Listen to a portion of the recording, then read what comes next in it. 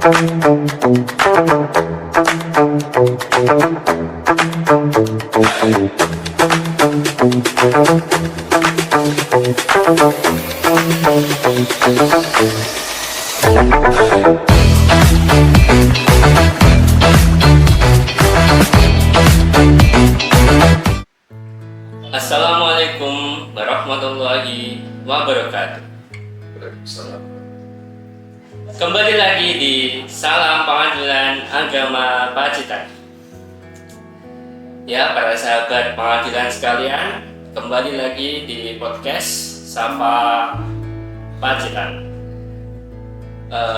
Dan juga saya di sini sebagai host akan membawakan dan mendampingi kalian semua para sahabat pengadilan, dan juga telah hadir di samping saya Bapak Wakil Ketua Pengadilan Agama Pacitan, Bapak Basirul.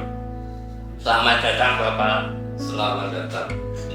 Terima kasih atas undangan kami di podcast Pengadilan Agama Pacitan. Sama-sama Bapak. Bagaimana Bapak dengan kondisi suasana hari ini? Agak mendung kan kelihatannya ini ya? Iya, biasanya terang, cuaca agak cerah dan sudah kemarau cukup lama. Ini alhamdulillah sudah mulai muncul mendung. Semoga semakin membuat hati kita sejuk. Amin. Ya, para sahabat sekalian, beliau ini merupakan Hakim Wonogiri pada tahun 2021 sampai dengan 2022, dan sejak awal tahun 2023 beliau ini menjadi Wakil Ketua Pengadilan Agama Pacitan. Dan untuk profilnya bisa dilihat website Pengadilan Agama Pacitan, ya sahabat pengadilan semua. Dan juga pada pagi hari ini kita akan belajar bersama, dan juga dengan tema pada hari ini yakni menuju jalan damai di Pengadilan Agama Pacitan. Dan selanjutnya jangan lama-lama, langsung saja untuk di Pengadilan Agama Pacitan ini, untuk mediatornya itu dari hakim atau dari luar Pengadilan Agama Pacitan, Bapak?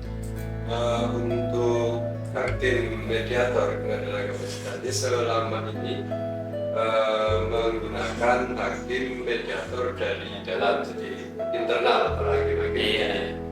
Diperankan sebagai mediator, baik itu yang sudah bersertifikat ataupun yang belum. Iya.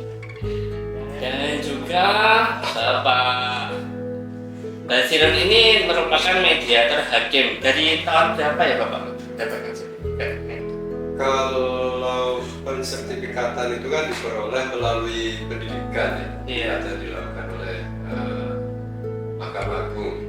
Nah, kebetulan kami baru mengikuti tahun 2023 ini. Namun demikian, pengalaman pada sejak tahun 2018 sesuai dengan permanya itu semua hakim harus menjadi mediator atas perkara-perkara di pengadilan. Dan untuk selanjutnya, bahwa di Pengadilan Agama Pacitan ini kan banyak kasus ya Bapak. Iya. Untuk kasus rata-rata untuk bermediasi di Pengadilan Agama Pacitan itu seperti apa Bapak kasusnya?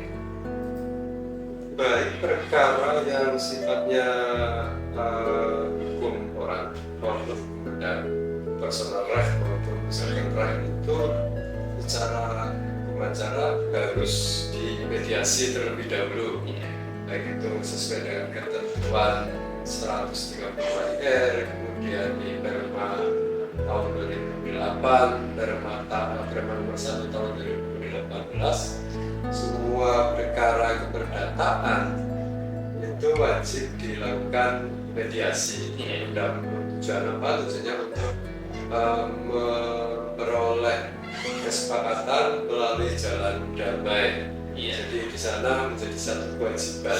Kalau tidak maka batal demi perkara itu. Iya. Dan sahabat pengadilan semua, bahwa Bapak Wakil Ketua Pengadilan Agama Pacitan ini, Bapak Basirun, telah mendamaikan pihak-pihak yang berperkara. Juga bisa kalian lihat semua di website Pengadilan Agama Pacitan. Terima kasih Bapak telah mendamaikan para pihak. Untuk kasus yang kemarin itu seperti apa Bapak? Kasusnya perkara apa ya Bapak? Kemarin 1 minggu yang lalu kami menjadi mediator dan mendamaikan perkara perceraian yang diajukan oleh seorang istri, dan melalui proses yang alot, dialog, dan kemudian mencoba bernegosiasi. Itu bagian dari teknik seorang mediator melakukan perdamaian, dialog, mediasi, berkomunikasi, dan akhirnya negosiasi juga. Karena pada umumnya persoalan keluarga ini kan tidak hanya persoalan yang muncul oleh karena posisinya, tetapi juga aksi. Sebenarnya dia tidak ingin cerai, tetapi ada hal-hal yang tidak terungkap, yang tidak tersampaikan kepada pasangannya.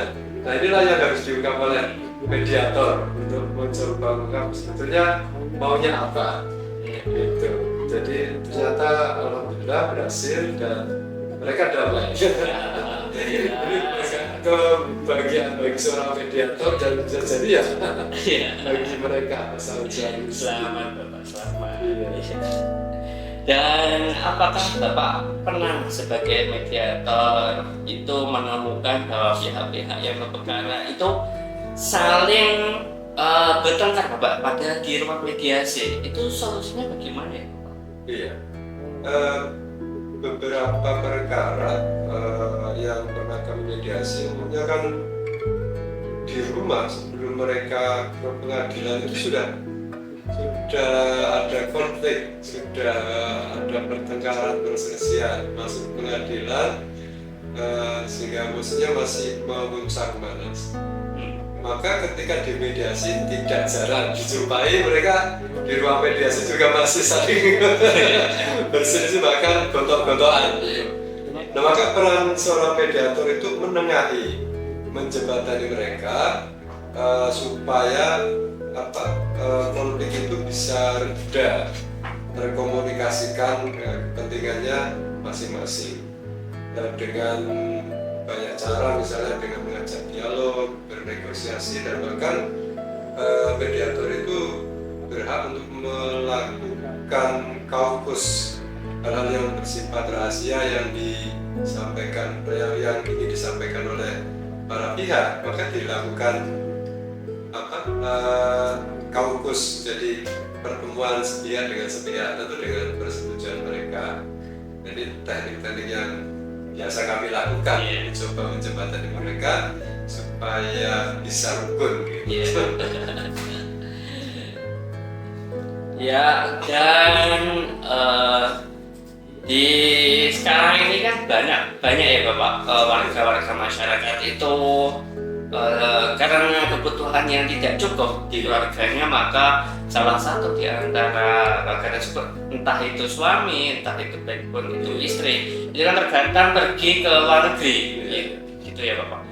Dan perginya itu kan baik, terkadang kedua-duanya malah yang pergi Bapak ke luar negeri, baik itu ke Korea maupun ke Taiwan seperti itu.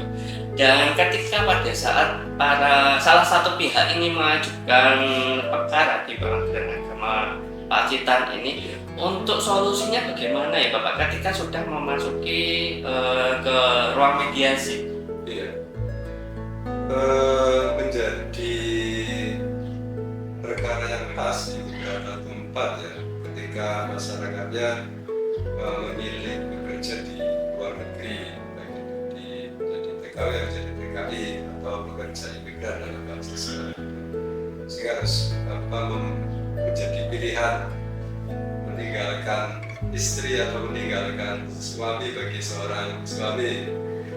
Menurut saya sebetulnya tidak menjadi masalah problem semacam ini ketika komitmen menjaga keutuhan keluarga itu diutamakan. Maka ketika berbeda tempat LDR itu kan biasanya atau distinct relasi itu kan baik yang ada di Pacitan kemudian suaminya di Jakarta atau di luar negeri, ketika komitmen untuk tak menjaga keutuhan rumah tangga ini dipegang, maka segala cobaan maupun rintangan tetap akan bisa diselesaikan. Ini yang utama. Kemudian kedua, penyelesaian dalam hal-hal yang semacam ini bagaimana? Sesuai dengan ketentuannya, maka ketika kami menghadapi persoalan orang yang salah satu pihak di tempat lain, kemudian istrinya ada di Pacitan misalnya, maka upayakan kami untuk tetap menghadirkan mereka secara pribadi. Jadi suaminya datang, istrinya datang ke pengadilan, kita damaikan. Gitu. Beda kalau meskipun sekarang diperbolehkan mediasi secara virtual ya, tetapi kalau bisa hadir secara langsung akan beda suasananya, komunikasinya akan mengena ketimbang komunikasi secara virtual, baik itu menggunakan video call atau menggunakan Zoom misalnya. Itu seperti itu. Baik. Ya seperti itu sahabat pengadilan. Dan juga bahwa ketika para pihak ini kan ketika sudah datang Bapak di Pengadilan Agama Pacitan, itu kan tidak serta-merta bisa langsung cerai. Itu untuk memberikan pengetahuan kepada para pihak ini bagaimana ya Bapak pada saat di ruang sidang? Iya,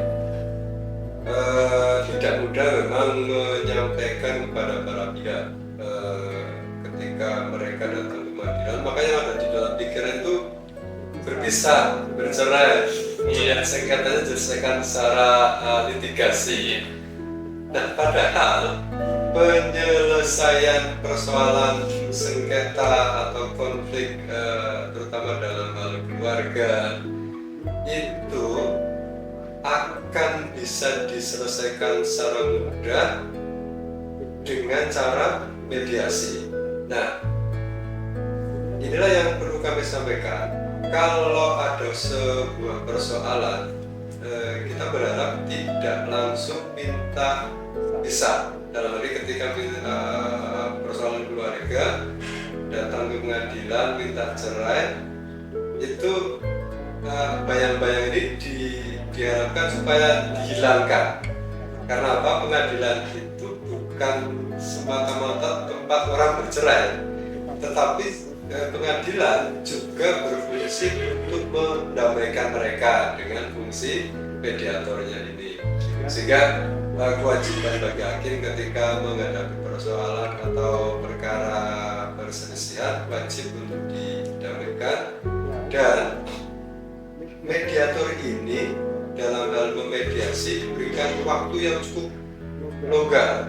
Untuk mediasi pertama selama 30 hari, sehingga keleluasan ini diharapkan bagi para pihak, baik penggugat, tergugat dalam perkara keluarga atau juga dalam sengketa keperdataan misalnya tentang waris, tentang hibah, tentang wakaf atau tentang harta bersama misalnya. Ini sangat bisa dan akan lebih luas pembicaraannya, dan penyelesaiannya akan lebih soft, lebih ringan ketika diselesaikan secara damai di forum mediasi ini. Maka pentingnya pemahaman tentang mediasi ini bagi masyarakat sangat diperlukan, supaya tidak harus semua persoalan itu berakhir dengan bercerai, berakhir dengan perpisahan gitu. Karena prinsip kita orang Indonesia itu kan ada istilah, kalau orang Jawa bilang tepos liro menutup kejelekan-kejelekan orang lain, maka bisa diselesaikan dengan cara damai. Ada persoalan pasti ada penyelesaiannya. Dan di semua, saya kira ini menjadi kultur bangsa Indonesia ya, di semua wilayah manapun di Indonesia kita ada tetua, ada orang tua kita, ustadz atau keluarga kita yang dianggap tua, atau di Lombok ada suku Sasak yang mereka juga memiliki adat untuk lembaga adat untuk mendamaikan sengketa. Di Kalimantan ada namanya kerapatan kadi negari, itu juga fungsi-fungsi adatnya berperan untuk mendamaikan. Nah, melalui forum mediasi ketentuan mediasi yang ada di pengadilan pun juga berperan untuk menyelesaikan supaya persoalan itu tidak harus selesai di jalur litigasi, tapi ada jalur non litigasi yang lebih leluasa dan kekuatannya sama dengan putusan yang ada di pengadilan. Iya Bapak. Mungkin ini sebagai pertanyaan terakhir Bapak. Karena juga sudah siang ini, takutnya mengganggu jadwal Bapak. Enggak apa-apa. Ini saling pengetahuan. Untuk yang terakhir, bagaimana Bapak untuk tips dan trik bagi mediator baik itu hakim maupun itu bukan non hakim ya Bapak, dan sebagai mediator yang adil dan juga berintegritas serta tanpa adanya intimidasi dari para pihak ini Bapak. Terkadang kan mediator nanti diintimidasi, nanti begini, nanti ujung-ujungnya memilih salah satu pihak seperti itu. Itu bagaimana ya Bapak solusi? Salah satu etika yang harus dipegang oleh seorang mediator itu salah satunya adalah ketidakberpihakan. Parsialitas itu tetap harus dijaga, baik itu mediator hakim maupun mediator hakim. Etika ini harus dijaga, dan juga mediator itu sifatnya tidak memutus tetapi menengahi. Pun bagaimana supaya mediasi itu bisa tujuan utamanya menyelesaikan persoalan supaya damai. Kalaupun tidak, maka mediasi sebaiknya juga bisa dibenarkan. Nah, upaya sungguh-sungguh mesti menjadi kuncinya untuk terus mencarikan jalan keluar, menegosiasikan kepentingan mereka, dan dengan sungguh-sungguh ingin mendamaikan. Di beberapa kasus kadang kan begini, orang itu sebenarnya tidak mau bersengketa, tidak mau berperkara, tetapi gara-gara sakit hati. Ketika sakit hati kemudian dibawa ke pengadilan. Hanya perkara-perkara waris atau kebendaan ini yang masuk pengadilan itu tidak juga selalu berebut tentang harta, karena orang Indonesia ini kan cukup menjunjung tinggi rasa persaudaraan, kekeluargaan. Tetapi oleh karena kadang kita itu dihadapkan pada rasa sakit hati, artinya ya sudah dibawa ke pengadilan, mungkin hartanya dan sebagainya. Nah, mediator harus memiliki kepiawaian untuk mengungkap sebetulnya hal yang di balik sengketa itu apa. Biasanya kalau ada aksi, ada posisi, itu harus diketahui hidden agenda-nya, agenda yang tersembunyi dari seorang yang menggugat atau mempersengketakan perkara itu sebetulnya apa. Maka komunikasi ini harus dimainkan sebagai seorang mediator. Itu salah satunya. Tentu banyak trik lain untuk bisa mendamaikan pihak, mendamaikan orang yang sedang bersengketa. Ya, seperti itu sahabat pengadilan semua, bahwa yang bisa diambil dari bincang-bincang kali ini adalah ya para pihak di sini kalau bisa itu damailah lebih dahulu daripada nanti masuk ke perkara di pengadilan seperti itu.